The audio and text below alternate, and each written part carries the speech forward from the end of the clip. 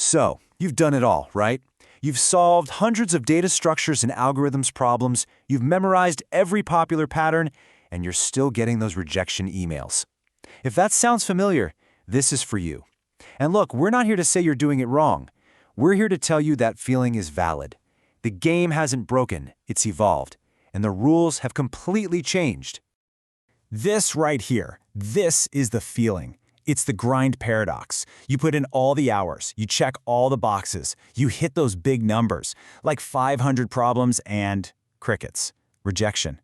You know why? It's because so many of us are playing by 2020 rules in what is now a 2026 reality. So let's break down what actually changed and why.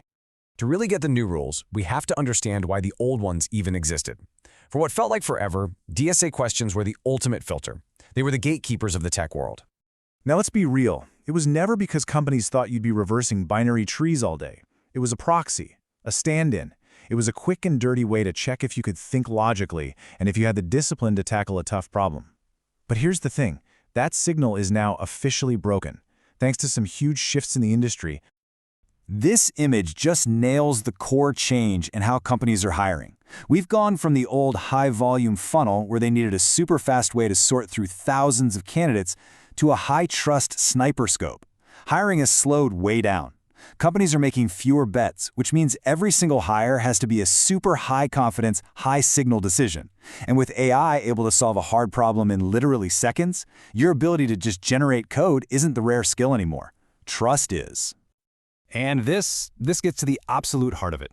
Companies aren't really hiring problem solvers anymore. Why? Well, because AI is getting really good at solving well-defined problems. Instead, they're hiring decision makers, people who can swim in ambiguity and figure out which problems are even worth solving in the first place. That's a totally different job. Okay, so if that old signal is broken, what are they looking for instead? Well, you can think of it as a stack, the new signal stack. It's a 4-layer model of what makes a modern engineer. So layer 1, right at the bottom, is still DSA, but look where it is. It's the foundation, not the whole building. It's what we call table stakes. You absolutely 100% need it to even get in the door, but it's not the thing that's going to land you the offer. You know, there's this quote that just perfectly sums it up. DSA today is like speaking English in a job interview. You need it, but nobody hires you because of it. It just proves you can speak the language, that you can think clearly. It's the starting point, not the finish line. Okay, moving up the stack. Layer 2 is system design. And honestly, this is probably the biggest shock for a lot of junior candidates right now. Companies don't expect you to be some senior architect on day one, but they are testing your ability to talk about trade-offs, to think about scale, to break down a fuzzy, vague problem. They want to see how you think, not just if you've memorized some diagrams. Then we get to layer 3, debugging.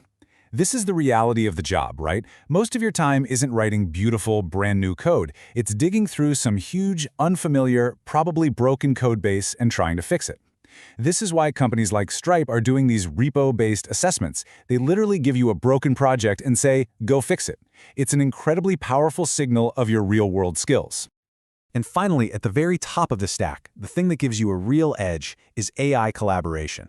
And listen, this is way more than just knowing how to write a good prompt. This is about what some people call context engineering. It's the architectural skill of feeding an AI the right information, guiding it, and, this is the most important part, being able to rigorously check its work. That is now a super high-value skill. Okay, I know, that might sound a little overwhelming, but just knowing the game has changed is half the battle. So, let's pivot from the what to the how. Let's talk about an actionable new roadmap. So what do you actually do to prepare for this new world? It's all about balance. First, change how you think about DSA prep. Use it to genuinely sharpen your problem-solving mind, not just to chase a high problem count. Second, practice reading code, not just writing it. Go spend time in some big open-source repos to build up that auditing muscle. And finally, use AI like a real collaborator. Build stuff with it and then immediately try to break what it built. That's how you'll learn its limits. You see, this new roadmap isn't just about tweaking your interview prep. It's about a fundamental shift in your mindset. It's about going from being a solver to becoming a decision maker. So, really, it all boils down to this one simple question, and how you answer it is going to define your entire approach from here on out.